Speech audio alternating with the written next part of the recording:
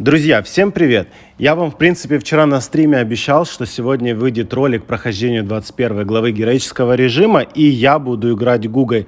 Но, к сожалению, получается немножко по-другому, я бы сказал, даже лучше. Разработчики выкатили нам новость, что в грядущем месяце появится новое обновление, так что мы сегодня будем говорить про него. А также, ребят, я не мог не сказать, что сейчас разработчики запустили для нас обратно топовый ивент по X2 дроп шмоту. Это реально очень крутой ивент, и если у вас есть лишнее время, обязательно фармите, и вы нафармите те шмотки, которые вы хотите. Буквально месяц назад этот ивент уже был запущен, и я в него долго очень много играл, и, соответственно, у меня получилось собрать то, что я хотел. Ну, а сам ивент X2 дроп шмота предназначены для Мечграда и две новые книги, которые появились в игре, самые последние. И я, ребят, когда был первый раз запущен этот ивент, очень хорошо нафармил и практически собрал демонический Мечград до древнелегендарного состояния. Чуть-чуть еще пофармил, и у меня получилось, ребят, собрать этот меч. Вот он на ваших экранах. Реально очень и очень крутая штука. Я обязательно вам бы советовал играть в этот ивент и зарабатывать себе как можно выше градацию этого меча. Ребят, смотрите, какие статистические показатели у демонического Мечграда на древнелегендарном состоянии. Очень крутая штука. Обязательно фармите, и у вас есть вероятность того, что вы нафармите, например, какой-то ультрафиолетовый. Если вы сделаете древнелегендарный, это будет еще круче, ребят. Ну а теперь давайте поговорим, как же лучше всего фармить шмотки сейчас. У нас есть такие главы, например, как 6-я, 10, 16 и 24. Все зависит от того, насколько вы сильно прокачаны и где вы можете фармить. Я, например, в основном всегда фармлю в 16 обычной, потому что мобы слабее, они быстрее убиваются, ребят, и не надо сильно заморачиваться. Ну а как же на самом деле фармить? Смотрите, вот, например, в этих всех главах, которые я назвал, присутствуют волны. Вы, например, заходите в комнату, убиваете, например, 4 волны или 5 волн, вы видите, что вам не дропнулось ни одного град меча, вы просто-напросто закрываете игру, заходите еще раз, и вы оказываетесь на том же месте, где и заканчивали. Таким образом, вы можете постоянно перезаходить, пока вам не упадет меч. Мой вам совет, ребят, смотрите, вы, например, выбиваете 1 град меч и просто проходите главу дальше. С таким раскладом вы можете получить, например, самоцвет, который вам нужен для дальнейшей прокачки, чтобы увеличивать свою атаку, например, или хп. А также дополнительно золото, ну и плюс к яйцам вы будете подходить намного ближе. И еще, ребят, что же я вам хотел сказать. Смотрите, вы видите вот эти все награды, которые можно получить за трату определенного количества энергии. Так вот, смотрите, если вы будете нажимать одновременно на 2 награды, вы сможете забрать одну награду, вторую, и одна у вас еще и останется. Таким образом, вы сможете получить больше наград. Давайте попробуем, может, у меня сегодня это получится. Итак, нажимаем на 2 награды, ключик забрал. По-моему, вторая награда тоже не засчиталась. Давайте посмотрим. Да, засчиталась, ребят. Давайте еще раз пробовать. Вдруг повезет. И нажимаем дважды. Супер, ребят, осколки мы забрали, и смотрите, у меня также остались осколки. Я их еще могу раз забрать. Вот это действительно круто. Используйте такую манипуляцию, и, возможно, вы получите больше наград. Сейчас у меня засчитались и осколки, и книжка, да. Давайте пробовать еще раз. Нажимаем дважды. Так. Смотрите, одна засчиталась, одна осталась. Ну, вообще превосходно. Давайте еще раз попробуем. Вдруг еще раз нам повезет. Реально очень и очень крутая тема, ребят. Нажимаю на 2. 2 награды мне падают, и одна остается. Вау, супер. Вот таким вот образом вы можете получать намного больше наград, чем положено.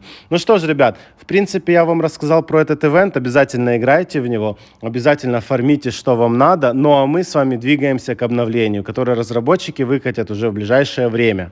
Итак, на ваших экранах сейчас появится весь список того, что разрабы планируют нам выкатить в ноябре. Разработчики поделились, что планируют добавить в новом обновлении. Но, как обычно, ребят, первые обновления получат игроки на Android-устройствах, а уже за ним следуя получат игроки iOS-устройств. Это никогда не поменяется, мне кажется, и разработчики будут так делать постоянно. Не знаю, с чем это связано, но действительно это уже надоело. Итак, ребят, смотрите, у нас будет новая глава. Номер 29 ее «Темный лес». Действительно интересно, как она будет выглядеть. Возможно, появятся новые мобы или боссы, которые в дальнейшем, ребят, будут на ферме. Про это мы тоже с вами поговорим. Также, ребят, смотрите, добавлено новое событие для гильдии – сокровища монстров. Члены гильдии вместе собирают особые предметы и обмениваются на сокровища. Вот это действительно очень круто. Во-первых, что-то новое придумывают в гильдию, да, в кланы. Это реально очень-очень круто. Это будет мотивировать людей играть все больше и больше в эту игру.